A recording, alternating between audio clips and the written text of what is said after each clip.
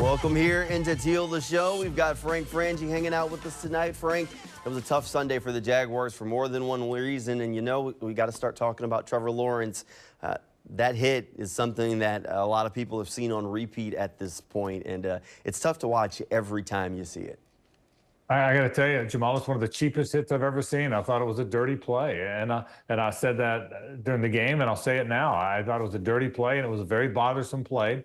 You have to know in the NFL that quarterbacks are going to slide, and you have to try and avoid the hit. And look, I know sometimes if there's a slide that's late, I'm not sure it was as late as they said, but if there's a slide a little bit late, okay, there's going to be some contact. But you have to try and avoid the player. I thought it was a cheap shot. It was a forearm to the head. It was very, very dangerous. One of the most disappointing plays I've seen in a long time in the NFL. And very, very disappointing play. You can't play the game like that. A cheap shot and a dirty hit from the Houston Texans. Yeah, I'm right there with you. It's tough to explain that one. One guy that has a pretty good perspective on it, Foye Oluokun, plays linebacker for the Jaguars. He knows a thing or two about tackling. He's led the league in tackles a couple of times. He knows how to hit quarterbacks, too. Foye said that it's a tough play to understand, and he just didn't agree with how it happened and what happened out there on the field.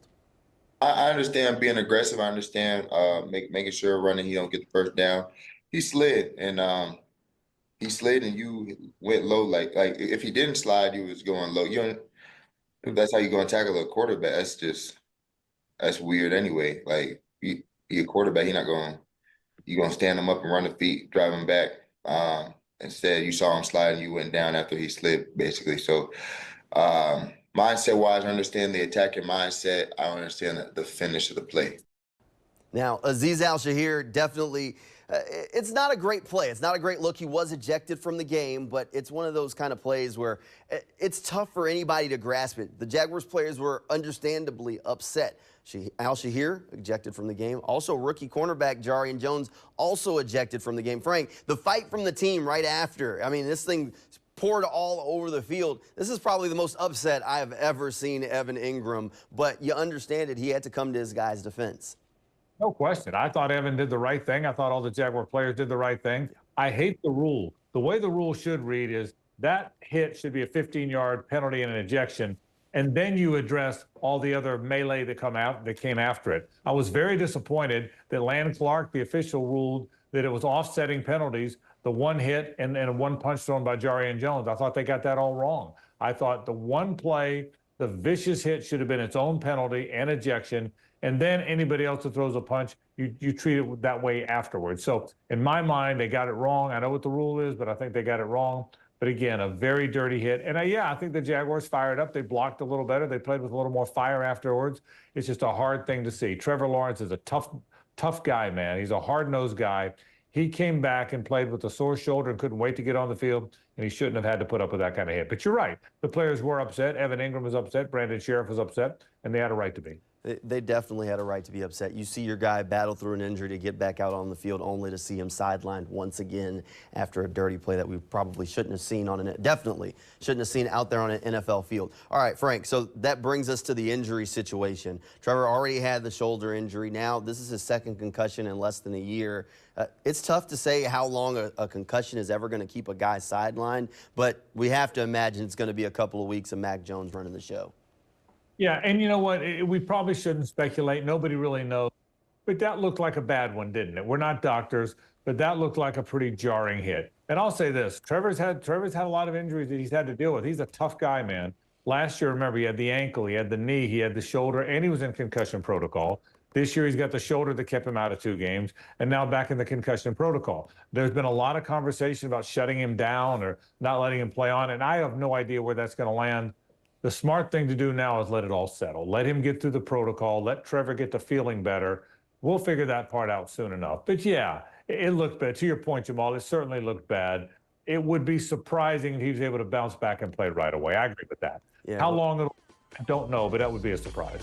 Yeah, we'll have to wait and see just how long Trevor Lawrence is ultimately sidelined from this and when he is able to get back out there on the field for the Jaguars. All right, we'll be right back with more Teal The Show. Coming up next, we got to talk about some of the guys that are blocking for the quarterback. One guy got a brand new contract. We'll talk about that coming up right after. Welcome back here into Teal The Show. All right, so far, Frank, all we've talked about is Trevor Lawrence. We got to talk about the game against the Houston Texans. Ultimately, this one goes down to with an L next to it, regardless of the situation and the emotions that are involved in it. It's a tough loss and another close loss for the Jaguars. And I'll tell you this, Jamal. It's the 7th game they've lost by 5 points or less. Of the 10 losses, 7 have been 5 points or less. And all of those games have come down to the last minute and a half of the game. But I thought this was a microcosm of their season in some ways. Of all the things that have gone wrong, when you're 2-10, some things have gone wrong. The biggest concern I have is they've gotten out physicaled most of the game. They have not won in the trenches. And the end of the game was a perfect case in point. The Texans had the ball. The Jaguars had scored on 2 consecutive possessions behind Mack Jones. He had played well, got it to a 3-point game. The Texans had a 3rd and 4 late in the game. You knew they were going to run the football. We all knew it. And they ran the football and gained 8 yards. Joe Mixon gained 8 yards on a 3rd and 4. It was just a toss to the left, a little toss sweep. Everybody knew it was coming. My guys are going to block your guys, and my guys blocked your guys easy enough for an 8-yard or enough for an 8-yard run. That's been the concern all year long. When it mattered, the Jags have not won in the trenches, Jamal. And this was a microcosm of the season in my mind. And that's why they lost the game, or certainly didn't have a chance to come back and win the game. They get beat on the line of scrimmage, and certainly on 3rd and 4, and they toss it, you would hope the guy doesn't run for 8 yards. Old football coaches say it all the time. Games won and lost at the line of scrimmage in those trenches. Speaking of one of the guys that's in the trenches for the Jaguars, Walker Little. He landed a brand new contract, Frank. Walker Little going to be in Jacksonville for a couple of more years. Landed an extension. He's been starting since Cam Robinson got traded, and he's played pretty well. Yeah, no question about it. And you know what? I'm glad that he landed that. Look, if you have your left tackle, why not sign him up? That's a hard position to find. He's never really had the chance to be this team's left tackle moving forward. He's come in when Cam Robinson's been hurt, but now he's got a chance to be the left tackle moving forward. And good for him. When you have your left tackle, go ahead and sign him up. I thought the timing was a little odd just because of the way everything's played out, but why not, right? He can be your left tackle. Now, we'll see what Walker Little's got moving forward.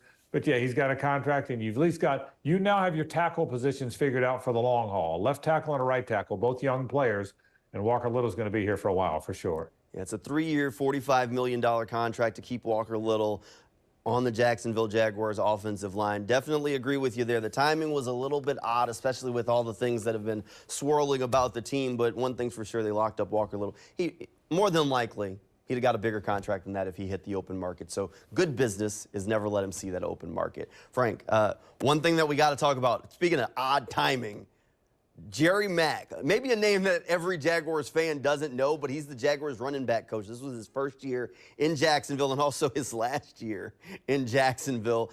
During the game, I think it was the middle of the 3rd quarter, there was the announcement from Kennesaw State University's football team that he was going to be their next head football coach, which is a great job, and definitely anytime you get a chance to be a head coach, congratulations to him. Every interaction I've had with Jerry Mack has been fantastic. But Frank, you want to talk about odd timing. I don't know if I can think of another time that a guy was on the field coaching and also getting announced as the next head coach of another program.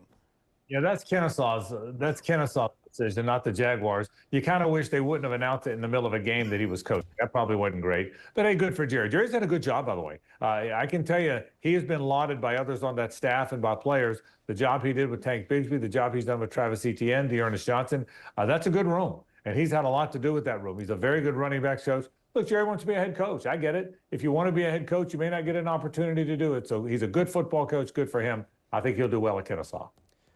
I think he'll do well there, too. It's just the timing is definitely the strangest thing.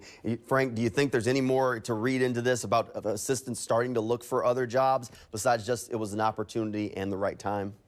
Yeah, you never know that. You never know what they're thinking. Listen, we'd be naive to suggest that hasn't been discussed, that there may be a new staff and new people in place. Everybody knows when you're 2-10 that that's a conversation piece. Whether Jerry was holding on to that, whether Jerry said, listen, I better take this job because I may not have the other one. I don't think so, because he's a very well-respected running backs coach. And if he didn't have this job, Jamal, he'd have another one. Jerry Mack is going to be a running backs coach in the NFL if he wants to be that. So I don't think he was running from it, because I think he would still have that position, whether it's here, whether it's somewhere else. I think he wants to be a head coach. A lot of coaches, almost so many assistant coaches I know, one day want to run their own program, and now he's got a chance to do it. All right, next up for the Jaguars, Frank, the Tennessee Titans. There's definitely no love lost in this game. Both teams have not had the seasons they probably hoped for. Jaguars sitting at 2-10, getting ready to go up to Tennessee to take on the Titans. Frank, this is always a tough kind of game, but it would be nice if the Jaguars could find a way to get back on the right track and score a win. Yeah, and look, it's a challenge. Even though the Titans haven't had a very good year either, Jamal, they're physical at the line of scrimmage, particularly the defensive front. Sweat and Jeffrey Simmons are really good tackles. The Jags offensive line has struggled against tackles that are that physical. So that's a tough matchup. It's a tough physical team you're playing in the Titans. And you may not have your quarterback. So look, every one of these, there's 5 games left. You don't know how many Trevor will play in the rest of the way. Remember, you lost 3 of your starting receivers. You're a banged-up football team. You're playing a very physical football team, and you're doing it on the road. So this one's not going to be easy. But, yeah, let's hope the Jaguars can find a way to get that 3rd win. They've been trying for it for a long time. It's been a tough go. Hopefully they can find a way. We'll learn more about the team as the week goes on, Jamal, who's going to be playing what positions, including quarterback. Right now we're just kind of waiting to see. Yeah, it's wait and see mode. We'll know by Friday. That's when we have our next episode of Teal the Show. Hey, that'll do it for us here tonight. Frank, thanks for being here. Thank you at home for tuning in. We'll see you on Friday night at 11:20 right here on Channel 4. Good night, everybody, and go Jags.